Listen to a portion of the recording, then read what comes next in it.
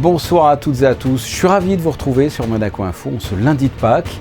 Une édition particulièrement sportive aujourd'hui avec les Impies, l'équipe de rugby à 7 de la Principauté qui a remporté le tournoi du Melrose Sevens en Écosse. Notre invité, Eric Elena, le président du MBA, reviendra sur la descente de l'équipe féminine de basket suite à des blessures de joueuses cadres. Et ce, malgré un bon début de saison en deuxième division, le MBA retrouvera la NF1 la saison prochaine. Ce samedi s'est déroulé le premier tournoi international junior de lutte organisé par le club de Monaco.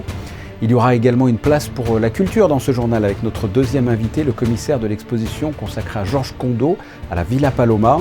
Et enfin, retour sur le concert de l'Orchestre Philharmonique de Monte-Carlo ce dimanche à l'Auditorium Régnier 3 avec à la direction et au piano Christian Zacharias et au programme Brahms et Schumann. Je vous le disais en titre, l'équipe de rugby à 7 des Impies a remporté ce week-end le Melrose Sevens pour sa première participation à la formation de la Fédération monégasque de rugby soutenue par la Fondation Princesse Charlène, a fait sensation sur le terrain historique de Green Yards. Retour sur ce sacre avec nos envoyés spéciaux, Émilie Rousseau et Sylvain Péromal.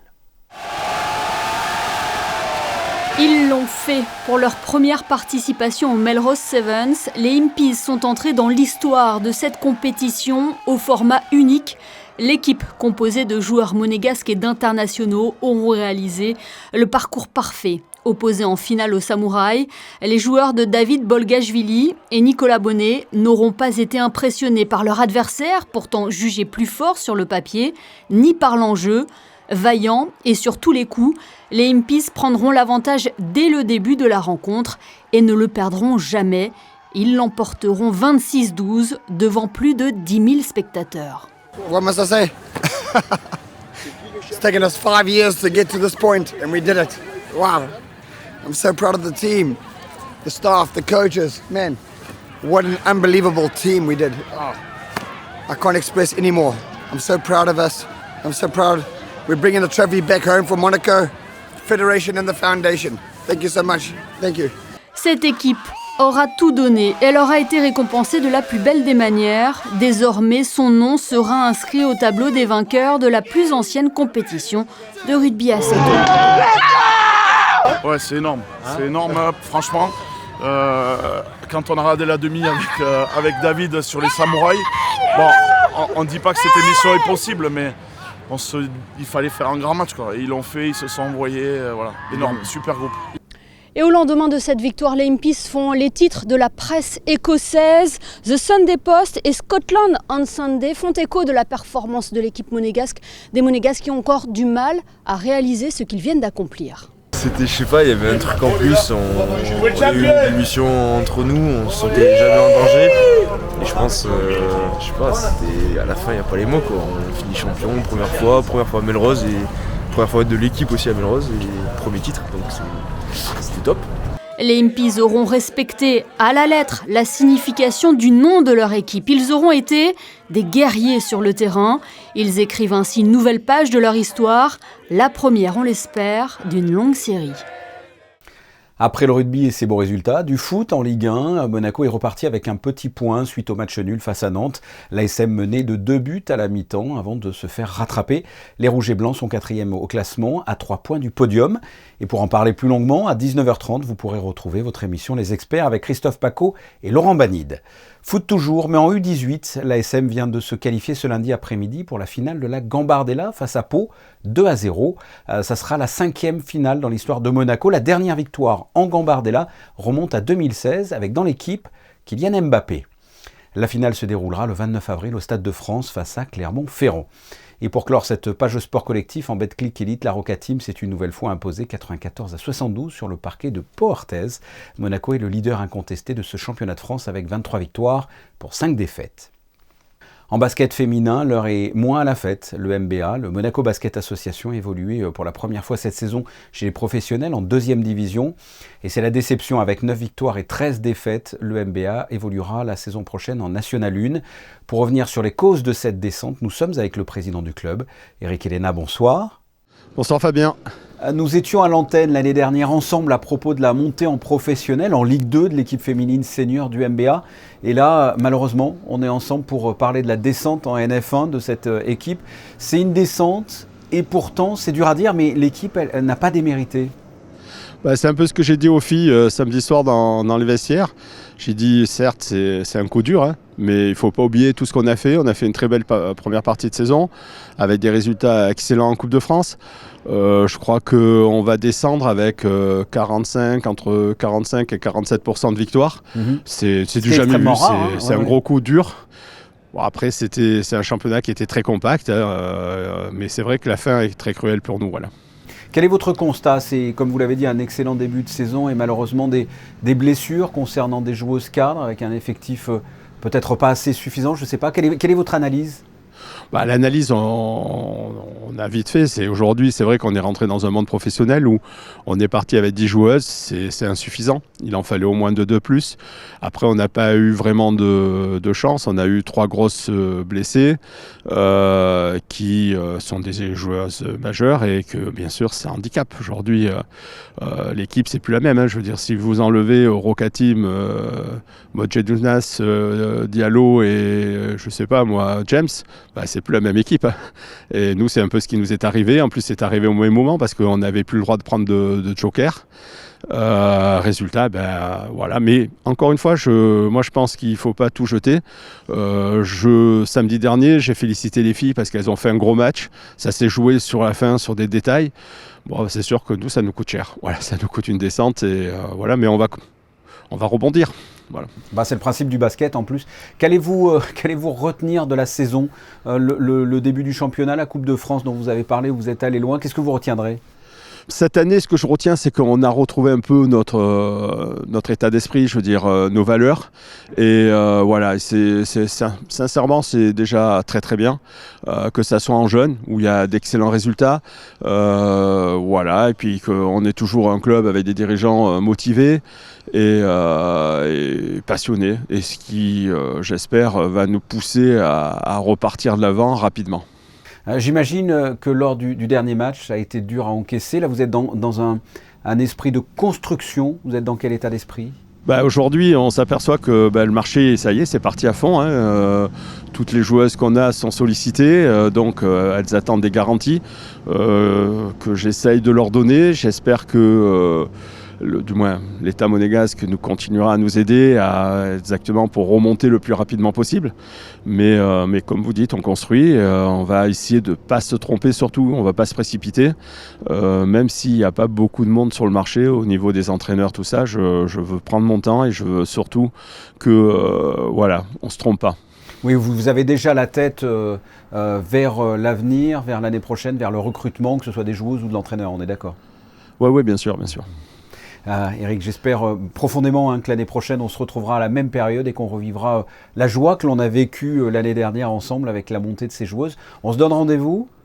Allez, on se donne rendez-vous l'année prochaine avec, j'espère, le champagne. Exactement. Voilà. Eric et Léna, je le rappelle, les joueuses donc, du MBA joueront l'année prochaine en National Féminine 1. Ça sera une autre aventure, un autre championnat. Merci d'avoir répondu à mes questions. Merci beaucoup, Fabien. Bonne journée. C'est une première pour le club de lutte de la Principauté. Ce samedi, des enfants venant de plusieurs pays se sont retrouvés à la ZAC Saint-Antoine pour un tournoi international et nous y étions. Reportage. Ils étaient une centaine. Ce tournoi international de lutte a rassemblé des juniors venant de 6 pays, la France, l'Italie, l'Allemagne, la Serbie, la République tchèque et Monaco, de la catégorie U7 jusqu'à la catégorie U17. Ces jeunes se sont affrontés sur le terrain de lutte tout au long de la journée de samedi. C'est un niveau jeune, un niveau amateur. Le principe reste toujours le même, c'est que les enfants se fassent plaisir. Nous, on est là pour permettre aussi de faire découvrir la lutte. C'est vrai que c'est un sport pas forcément médiatique, très populaire, mais pas médiatisé malheureusement. Donc nous, notre principe aujourd'hui, c'est en fait de faire tout simplement découvrir la lutte à Monaco et aussi d'attirer peut-être des filles, parce que malheureusement, nous n'avons pas de lutte section féminine. Donc c'est aussi la volonté du club, du conseil d'administration, de tout le monde de développer ça. Je les vois qu'ils sont tous prêts. Une semaine avant, ils m'ont demandé toujours « Grégory, quand on fait, c'est quel jour ?» Tous les jours, ils m'ont demandé « c'est quand on commence les compétitions ?» Je pense qu'ils sont tous prêts pour avoir de bons résultats. Moi, j'ai fait la lutte juste pour le plaisir et parce que je m'amuse bien. Qu'est-ce qu'il faut faire dans ce sport? Raconte-moi un peu. Je ne connais pas bien la lutte. En gros, le but, c'est il faut mettre son adversaire sur le dos. Ou alors on peut gagner avec les points, il doit y avoir 8 points d'écart normalement. Voilà de quoi être incollable sur les règles de la lutte. Et après les matchs officiels, et pour en mettre plein les yeux à tous ces jeunes passionnés, à l'issue, 2 matchs amicaux ont été organisés avec le champion du monde face au champion d'Europe masculin. Même chose pour les femmes, la championne du monde face à la championne d'Europe. Pour finir, les enfants sont montés sur le podium. Un premier tournoi international de lutte en principauté en hommage à 2 anciens dirigeants du club et de la fédération qui nous ont quittés, Joseph Zorniotti et Robert Ganassia. Culture à présent et commençons par le dernier concert de l'Orchestre Philharmonique de Monte-Carlo qui s'est déroulé ce dimanche à l'Auditorium Régnier 3 avec un peu de romantisme dans ce monde de brut. Au programme, Brahms et Schumann avec le chef d'orchestre et pianiste Christian Zacharias. Reportage de José Sacré.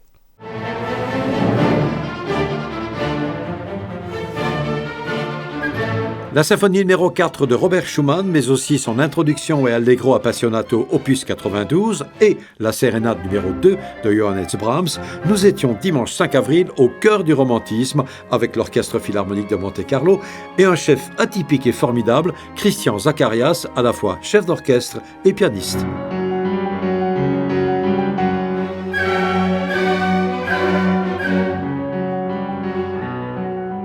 Aujourd'hui, j'étais plutôt dans le Circus Maximus et j'ai travaillé avec tout le monde. Voilà. Et bien sûr, c'est un défi. Et certainement, c'est Schumann qui est assez compliqué de gérer, mais avec un orchestre, je dis toujours, tout d'abord, c'est des musiciens et deuxièmement, c'est un orchestre d'opéra. Ouais. Et ça, c'est un grand secret parce qu'à l'opéra, tout peut arriver et ils sont prêts. Ils écoutent. Ils peuvent accompagner spontanément et ils peuvent accompagner si quelque chose change, ils sont là. Ah, alors ça, c'était un grand plaisir. Oui, parce que dans des concertos, j'allais dire entre guillemets normaux, il y a la part du piano, il y a la part de l'orchestre, le pianiste se lève et parfois il y a un certain rythme qui continue, n'est-ce pas, un Mozart, un Beethoven. Ici, Schumann, il y a des moments où chaque mesure est un tout petit peu différente. C'est le rubato, c'est la liberté, et je veux garder cette liberté pour cette musique. Et ils étaient là. Bon, on a eu 3 répétitions avec ça, mais ça vaut le coup. Pour le prochain concert samedi 15 avril à 20h, le maestro Kazuki Yamada a invité la pianiste Momo Kodama. Momo Kodama, qui est née au Japon mais qui a grandi en Europe, elle a étudié la musique notamment au Conservatoire de Paris. Depuis début avril et ce jusqu'au 1er octobre, la Villa Paloma abrite une exposition originale de Georges Condo qui s'intitule Humanoïde. Pour connaître les contours de cet événement, nous recevons le commissaire de l'expo, Didier Autinger. Il s'est entretenu avec Julia Vial. On les écoute. Bonsoir à vous. Bonsoir. Alors, première question sur la préparation de cette exposition. Comment avez-vous travaillé à distance avec Georges Condo qui vit, on le rappelle, aux États-Unis ? Alors, on a fait des listes et des listes et des listes parce qu'il fallait adapter l'œuvre de Condo qui est quand même très vaste, on pourrait dire même pléthorique, à un format d'exposition qui est quand même assez réduit. On est dans une villa qui comporte 6 salles et il fallait trouver les œuvres qui correspondent aux 8 chapitres qui constituent l'exposition. Donc ça a été un jeu d'affinement permanent pour trouver le bon tableau au bon format dans la même salle, sachant en particulier que tous les espaces n'ont pas la même hauteur. Donc il fallait aussi identifier des tableaux qui puissent aller dans tel et tel espace de la Villa Paloma. Justement, un mot sur le travail de Christophe Martin, le scénographe. Oui, alors le scénographe a évidemment formaté les salles, il a ouvert certains espaces pour que des tableaux bénéficient d'une lumière naturelle, il a créé un environnement particulier pour les sculptures de Georges Condo, et vous verrez, le résultat est très spectaculaire. De votre côté, comment avez-vous un petit peu constitué votre travail en tant que commissaire de l'exposition ? Alors, la Villa Paloma comporte 3 niveaux de salles d'exposition et dans chacun de ces niveaux, il y a 2 salles. Donc, ça nous donnait, on va dire 6 salles qu'il fallait structurer pour essayer de rendre compte d'un parcours artistique qui est extrêmement développé, puisque c'est quelqu'un qui peint beaucoup, Georges Condo, mais qui peint toujours d'une certaine façon le même sujet, à savoir la figure humaine. Donc il fallait classer ces figures en fonction de catégories, comme vous le verrez, une salle consacrée aux figures féminines, une autre consacrée aux personnages réels qui l'ont inspiré, une autre qui est consacrée au lien de la peinture de Condo avec les maîtres anciens. Et voilà, ça fait un parcours de visite qui à la fois provoque des rythmes dans la visite, on ne voit pas la même chose d'une salle à l'autre, et en même temps cartographie l'ensemble de l'œuvre de Kondo. C'était le but de l'opération. Il fallait, dans un format d'exposition somme toute restreint, quand même, pour le public monégasque et français, donner l'idée d'une exposition rétrospective. Et c'est ce qui apparaît au final dans cette exposition. Et justement, je vous propose d'écouter Georges Kondo. L'artiste nous dévoile ses inspirations pour faire naître les humanoïdes. Il nous parle aussi de l'importance de faire une exposition ici même, en principauté. Écoutez-le au micro de Juliette Rappert. The humanoids are abstractions of the external self of an imaginary portrait. And what they do is they reveal the inner emotions of the character on the outside. So you can kind of see what's happening in the mind of the subject. And one of the ideas is to kind of destroy the linearity and the chronology of art and think that there's no reason to think that something done 10,000 years ago couldn't be as contemporary as today. Well, it's a real honor to be invited to do an exhibition in Monaco. You know, to choose the Villa Paloma as a place to show, which is a beautiful building. Instead of people looking at Ferraris and Rolls Royces, they can look at paintings and sculptures. On entendait Georges Kondo à propos de son envie de faire une exposition à Monaco. C'est vrai que c'est un véritable événement de recevoir un tel artiste en principauté. C'est vrai que c'est une chance et il y aura bientôt sans doute, enfin il y en a eu déjà des expositions dans des très grands musées européens et américains. Le fait qu'il nous donne cette exposition en principauté, et vraiment, il faut le mesurer, une chance assez exceptionnelle, oui, en effet.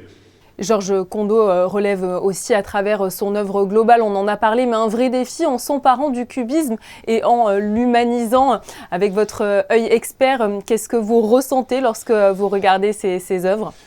Eh bien, on voit que le travail de Kondo, c'est un travail d'investigation psychologique. C'est quelqu'un qui nous le disait au fil des visites qu'il a pu faire dans cette exposition, peint certes ses contemporains, mais se peint lui aussi. Et chacune des images pourrait être une image de l'artiste lui-même, c'est-à-dire de ses états d'âme, de ses pulsions, de ses désirs, de ses peurs, etc.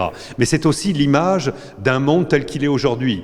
Et ça aussi, Georges Kondo nous l'explique assez bien, si ces images de figures sont fractionnées, c'est parce que le monde actuel est fractionné et qu'il est difficile aujourd'hui d'imaginer une forme et une psyché qui soit sereine, calme, ramassée à l'intérieur d'un dessin qui serait un cercle parfait, par exemple. J'ai l'impression également que son travail nous inspire aussi celui des caricaturistes, une façon singulière finalement de réinventer la figuration. Oui, alors on peut dire qu'il se réclame d'un cubisme, mais pas de n'importe lequel. On se souvient, nous les historiens d'art, qu'il y a eu un visiteur important dans l'atelier de Picasso. Au moment où Picasso commençait l'aventure du cubisme, ce personnage était Félix Fénéon, qui était un grand critique d'art à l'époque, on est en 1907. Il découvre les Demoiselles d'Avignon de Picasso et il dit à Picasso, « Jeune homme, vous devriez faire de la caricature ». C'est-à-dire que cet homme était visionnaire dans le sens où il a vu que le cubisme n'était pas une exploration formelle qui allait conduire par exemple à l'art abstrait, mais que c'était une aventure de nature psychologique. C'était une volonté de décrire au plus près la psychologie des modèles de Picasso en l'occurrence. Et c'est dans cette tradition-là évidemment que s'inscrit Georges Kondo. Merci beaucoup à vous Didier Ottinger d'avoir répondu à nos questions et surtout de nous avoir donné envie d'aller découvrir l'exposition de Georges Kondo à la Villa Paloma. Merci à vous. Les humanoïdes de Georges Kondo à la Villa Paloma jusqu'au 1er octobre. En bref, une grande chasse aux œufs a été organisée par la mairie en collaboration avec la boîte de jeux ce dimanche au parc Princesse Antoinette. Les enfants scolarisés à Monaco ont pu ainsi participer gratuitement à cette chasse autour d'ateliers ludiques. Il a fait très beau ce dimanche, il a fait beau ce lundi. Les prévisions météo de ce mardi, c'est avec Yannick Debever. Bonsoir Yannick. Bonsoir Fabien, bonsoir à tous. Comme aujourd'hui, il fera beau en principauté demain avec un vent soutenu tout au long de la journée. Les températures sont douces, comptez entre 10 et 17 degrés pour la maximale. Nous gagnons encore 3 minutes d'ensoleillement demain avec un lever du jour à 6h53 et un coucher à 20h09. Ce mardi 11 avril, nous fêtons Saint-Stanislas. Stanislas, qui est le saint patron de la Pologne. Merci Yannick. C'est parti pour la 116e édition du Rolex Monte Carlo Masters. Après les qualifs de ce week-end, place au premier tour de ce Master 1000. Ce sont vos photos du jour de Stéphane Dana. Et à ce propos, sachez que vous retrouverez à 20h30 votre émission Les Experts avec Frédéric Hélion, Christophe Paco et Laurent Orsini concernant les résultats de ce lundi. C'est la fin de ce journal. On se retrouve demain 19h avec un grand plaisir. En attendant, passez une excellente soirée. À très bientôt. Au revoir.